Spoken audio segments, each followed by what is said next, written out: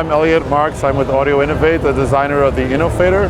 And what I'm going to show you here today is we have 3 of our major models of the InnoFader here. We have an InnoFader Pro, an InnoFader, an InnoBender, and an InnoFader PMP.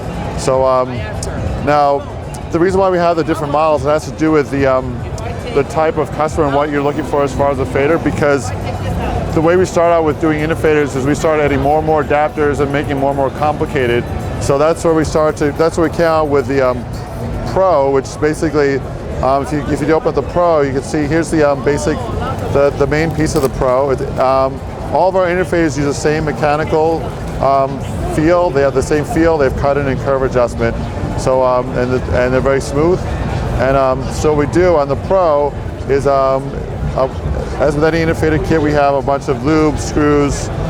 We also have insulators for the adapter boards that come with the kit. Everything you need to put this together. But the reason why we have so much in here is because we have a special adapter board. This is for like Newmark mixers, like old Newmark M1, M2 mixers, old Vestax mixers.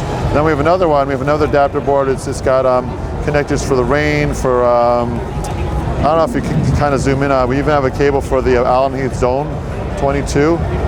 Just basically trying to make it work with as many mixers as possible.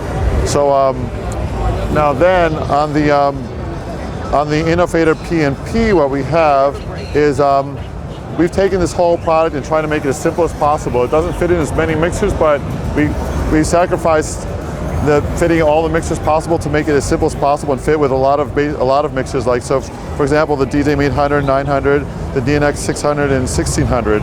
We have all the adapters, all the cables we need for all these products. So the idea with the PNP is that you have no adapters.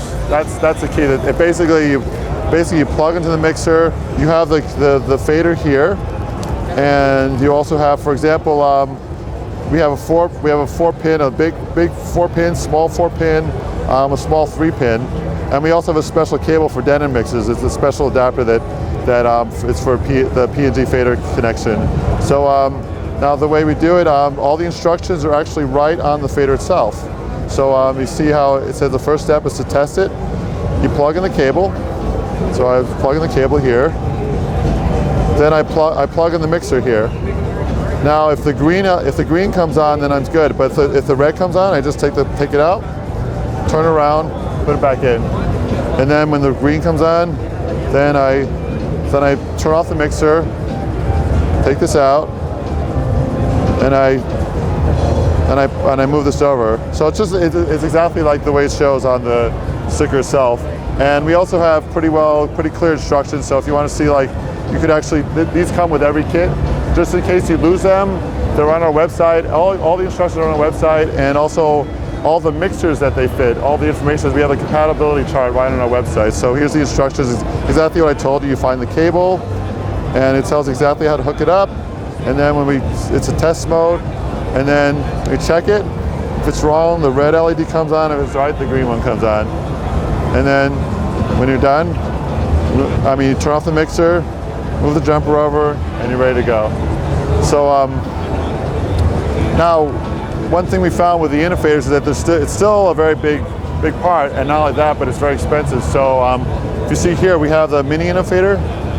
It's basically it's a very compact fader, but it has a really nice smooth feel. It uses the same InnoFader technology, but just a smaller package. So right now, the first mini InnoFader we came out with is a OEM InnoFader. So you'll see it, like, the Z2 mixer has it, and the DJ Tech DAF1S mixer has it, and I think also Hercules, they have a controller. They did a limited edition of a controller that has it. But now, for what's coming in the future, I haven't really even had time to build the prototypes yet. So this is just like the very first samples that haven't even been built yet. The first one is actually, it's a solder replacement for the mini InnoFader. So basically, you could take even like a VCI 100 or I'm trying to think of basically any mixer that uses a 6-pin, that the 6 pins like a standard fader. And this is basically a solder replacement that you can take the one out of the board, solder this back into it.